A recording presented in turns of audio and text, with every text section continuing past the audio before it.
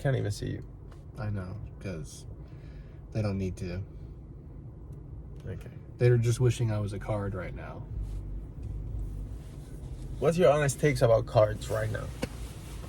Honest takes about cards. Cards, 2024. Money, how? Cards, how? Money, how? PC, how? Cards and PC have made me a different person.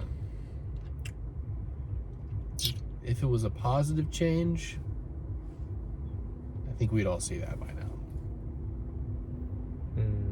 I see what you're saying. What do you see? I don't know. I think PCing is like a privilege. You know? That's why, Yes. like, if your PC becomes super important to you, you're kind of dusted, in my opinion. Because you're only supposed to PC the stuff that's like Your favorite? your super favorite, and even that is a privilege. You know? So, like, sometimes I think about that. I'm like, okay, if I already have my favorite card, why do I need my second and third favorite card when I'm supposed to be happy already? I got my grail. So it's like, at what point is it enough with collecting? But I think if you have a good like attitude, then you'll be like, oh, like I'm content with these 3 items, or I'm content with, you know, and then maybe you add items to your PC that like just happen, rather than feeling like, oh, like I need to get complete sets of this and this and this, when it's like, man, you should be happy with just your favorite one card. Like, that's already a privilege, you know? But I feel like the spectrum of collecting bends more towards the side of the spectrum that collects more quantity. Like, mammals have always been wanting to store. Oh, you think people just want to hoard? Yeah, I think that's what collecting is at its core. And then we use like explanations, try to figure out logical explanations on why I have 15 shining Gyarados cards. Wonder that myself.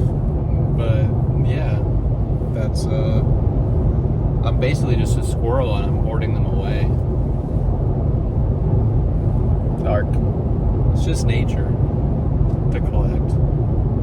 It's not even the collector's fault. It's just instinct. You feel safer when you have more of something. Alright, welcome back to this Psychology Time with Jake Smith. That's After a hot hours. take. That's a hot take. I know. I think you're right, but I think like it's more like wise or whatever to just enjoy, or like know what you like and get that and be happy with that. Like if I do, like you know, that's like, wise, yeah. like if a dude was like, okay, I spent $5,000 on my PC, and this is just a random number. It could be 500, or it could be 50. But he's like, I got my absolute grail, the card that I wanted when I was a little kid, and I was looking at the hobby card shop, and I bought it, and I have it. If he's happy and doesn't want another card, I like that purchase way more than a dude that has 5,000 and just chaotic, doesn't know what the fuck's going on, like has Sun and Moon and Sword and shit, like, and then vintage 7s and like CGC 8 of like some vending series. Like, what is going on here? Yeah. You get me? Like, I think like even though the other guy paid market for the 10 and got fucked, he knows what he wants and he's done, and he's like way more healthy to me. Yeah. It's like, yeah, he got burned, probably overpaid by $1,500, but like he knew what he wanted, he got it, his life continues in a positive trajectory. I would think. Yeah. Rather than like people that are like, it's never enough, and like I need all these extra things, and like, I don't know, man. What do you think? Like, Yeah, I think you're right. I mean, it's a more well thought out purchase that will probably get more enjoyment over its lifetime than a random purchase of the same price that the person may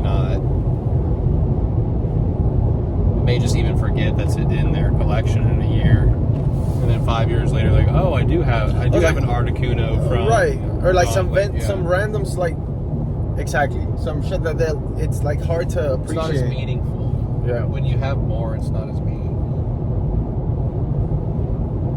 I mean, yeah. I mean, technically that can be argued against too. because like you can be.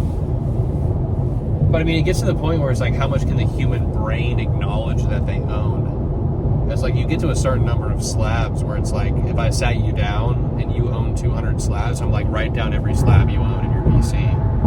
You're gonna get to like 120 and 150 and start sweating. Like Probably before that. What other cards do I have? I can't even remember. And then you add up the 50 cards you don't remember from your collection, and it's like 3 bands or something. Like, yeah, that'd be crazy. Yeah. that you could be putting into your Grail or whatever other one you want. But then it's like, what makes, like, what, not even what is a good collection, because that's like a whole nother thing. Mm-hmm. But what do you do if your friend wants to collect something that you think is really not smart? Like, for example, Right. Like, you know, like, yeah. Go ahead, what do you think? I mean, it's just like if you have a friend that's like still really into MetaZoo after it's closed down, it's like for some people who are into Pokemon, it's like, that's dead. What are you doing? Why are you putting money into something that's dead? To them, it could mean, oh, like it is dead. It's that means there's nothing else there's being nothing else printed. coming out. Like, Yeah. But to me, it's like, what are you doing? Like, you have such better opportunities that aren't that speculative. But it's like, they just like it. So, I mean, dude, MetaZoo dying is one of the best things that could happen for people that like MetaZoo in a way, in a weird exactly. way. In the short term, true. in the short term. In the long term, of course, it's terrible. Right. But in the short term, it's like you can get Nightfall boxes for 25, Mm-hmm. and like if that's your favorite set and you were willing to pay 80 or it's 100, another 25, 150. They were like, 250 at one point. oh my god, let's go get some. Like, I want one of each box just for the lulz. It's 25 now. Okay, obviously my money's better spent somewhere else, but that's like your disposable money. Yeah. Like, that's like my, you know, my fun money, I guess you could call it, right? And that's what collecting is like driven onto, or supposed to be driven on, is like fun money. You want the experience of buying a card and owning it and all that. It's like the same as going to Six Flags, I would argue. Maybe not the same adrenaline levels as riding a roller coaster, but you're still buying and paying for an item that is giving you multiple layers of dopamine release. But it's just crazy that whenever you do start spending your fun money, like some people's fun money is a lot, some people is very little. But it's like also whenever you start seeing someone who has a lot of fun money and disposable money, that's when you start getting the scenarios where it's like, oh, they do have 200, 300 slabs in their collection and they can't name half of them. But then there's an argument for collecting that's a good thing that they're doing that, because otherwise they're just completely toasting the money, and then at least they still have some sort of worth left over if they do have 50 cards. No, but I don't know. I think there's a lot of people that have a ton of shit that they think makes it a big, good collection, but it's also just a bunch of junk. Yeah. Like, But junk is technically subjective. No. I'm talking junk. I'm talking real junk. Well, like, yeah, but, you know. Like a one person's trash is another man's treasure, you know? I get you, but like if you have like a CGC 8 hollow, Japanese jungle CGC 8, like, don't fool yourself. You don't have you don't have a Grail. That's a bag. Like, you're gonna probably lose money from what you bought it, most likely. Yeah. Or if you do come to sell it, you're never gonna be able to sell it as fast as you want to. Yeah, no, it's not good. Like, don't kid yourself. That's a bag. Yeah. So that's why, like, but there's people out there that don't believe in Pokemon demand. It's like, what you like is what you like, and that's what you should be purchasing it for, is because you like it, and there's no other fundamental you should look at. So my observation, because it's for enjoyment, it's Pokemon. Like, yeah, I mean, yeah. If you paid $11 for a CGC 8 and you got the card that you wanted and that makes you happy, that's value. That's great value. You know what I mean?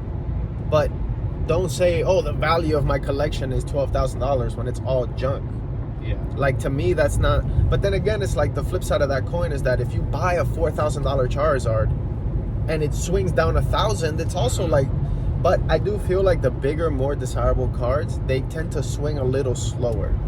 Like, it might drop a couple hundy, but it's not gonna get obliterated like some of the some of the CGC 7.5s that people had for $19.99. Now there's PSA 8s for $19.99. I seen PSA 9s for $24. PSA 9. Yeah. which means your CGC8 is obliterated. Exodia, obliterate. You're done. Yeah, You're it's absolutely toasted.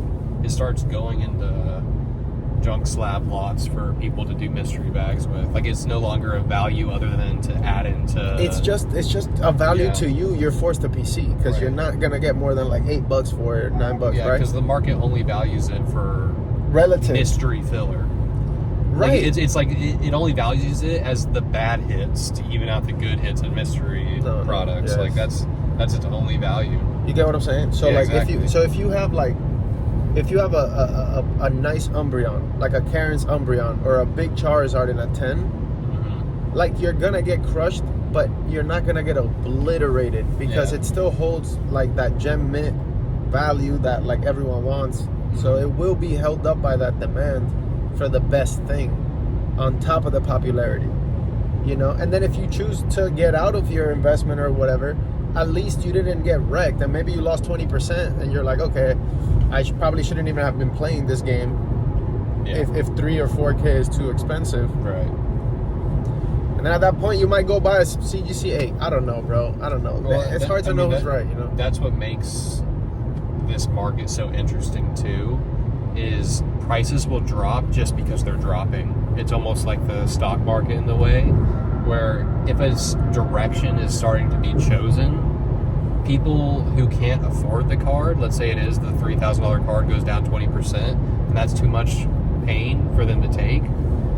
Like, it seems like pain tolerance is pretty low in this hobby because a lot of it is FOMO and impulse-driven buys, and people are not ready to lose 20 to 30% on their cards in the meantime if they're like technically wrong about their, you know, the supply and demand of what they think their card has. So prices will drop and then drop even further based off of panic selling in the hobby too. Right. But also, Like it goes the in the short term. opposite direction. Right. If Sun and Moon starts booming and your little waifu card you bought for 100 on TNG, shout out, goes up to 800, you're almost like, okay, well, I'm holding it till 1600 now. When in reality, 800's the top. Right. So, like, that happens in collectibles too, which makes it fun. Like, you can almost tell sometimes what is going to happen based on how people react to things. Yeah, I guess I just don't see like a low grade ever going up in value. I always generally feel like more cards will get graded in higher grades and just making your shit kind of irrelevant. Well, yeah, that's the counter to the low grade is the population of the 9s and 10s. Like, 9s and 10s are the most. So basically, the thing that hurts your 8 is the supply of the stuff that's better than it. Right. And unfortunately for 8s, the highest in demand thing to produce is what counters you. Right, exactly. So the market is needing what beats you. exactly. So the Right. market is trying to strive and move on by crushing you. Right. That's what 8s are. And like Right. 8s are great when it's a DBZ scorecard or No, but I think staying in Fossil. Pokemon, like an 8 is good if it's like a gold star Yeah. that you get an 8 for like raw price or less than raw. or less than raw price. Yeah. That's an 8. That's a good 8. Right. Or like a staff card Yeah. where it's like they're already limited, Rare, varied. rare. Like, that's when 8s are good, but That's for, different. for this scenario, like you can even put 9s in there. 9s are bad because 10s are what drives the money. Like 10s are what pay the people that are constantly searching for these cards to make more 10s. And the market is driven in that goal to make the supply of 10s as much as possible until there's no more money to be left, and leaving 9s just waiting on what happens to the 10 price. Like, everything is connected. Yeah, I in think that every way. card is different, but in general, I think that even 9s sometimes like people don't like them, but I feel like 8s people really don't like. Like 8s is like you failed grading Yeah. in a way. It's like okay, Well, it's a mind thing too. yeah, it's a mind thing. Yeah, It's like, are you gonna be more happy with $1,000 or $800? It's just like 1,000, just like Sounds it gives a better. tingle down your spine. Yeah. It's like, oh, it's so perfect. such like, a perfect round number. Yeah. So like the natural OCD in people wanting to fit puzzles together perfectly and everything aligned symmetrically, like that's all grading is like you want the most symmetrical, most well-rounded, yeah, like perfectly proper cut. Yeah. Right. So when you buy unoptimized grades, you have to be signing up for an unoptimized market for yourself in a way, because the market is optimized to try to make whatever makes the most money a higher supply. Like whatever is the most expensive, people are doing their absolute best to mimic that product so that they can get the high price right now. So, and when people are unable to reproduce the supply, you get gold star prices, where it's like there's only so much out there and there's way too much demand, so the prices are just high. Or even for Reggie Ice and Reggie Steel. Or I feel like when it's like that, the prices just settle at a point. Like it's kind of like First Ed Charizard. It's a ladder, right? Yeah. PSA 1 1,000, PSA 2 2,000. That's so perfect. That's literally how it's supposed to be for every card.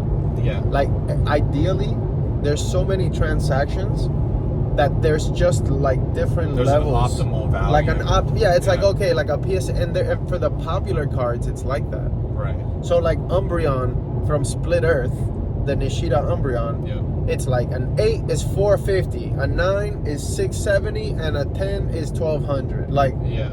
Or whatever. The 9 maybe is a little higher depending on yada yada. Right. But it's like 450 for the 8. If you get the 8, you get 450. It doesn't matter if it's on Monday, on Tuesday, January, March. This Umbreon is so popular and so desirable that somebody will pay you 450 for that condition. Yep. And I think that like if every card in the hobby was like that, it would just be like almost like, I don't want to say Bitcoin, but it would be like a digital transaction almost, where it's just like, oh, this is the value. Yeah. I don't need to ask for more. I don't need to waste nobody's time. It's 450 for this condition. Done, sold. Like Bitcoin and like all those and stocks and like it's very optimized and way more precise on what the thing is valued at. Where Pokemon cards, it's all over the place. It's very illiquid, and it's like you'll sit on a card for 3 months, finally sell it, and you replace that card, and it'll sell the next day. It's like, well, what happened there? It's just like, oh well, you got 2 back-to-back buyers, but there wasn't any buyers for 3 months. But you're just like, it's a very trickly customer base. Like there's 20 cards on the market and there's being 5 bought a month. It's going to take 4 months to get through all of that, like with a certain rate. So there is no everyday buying for a lot of cards, which makes the market prices just go all over the place. Put the sunroof down.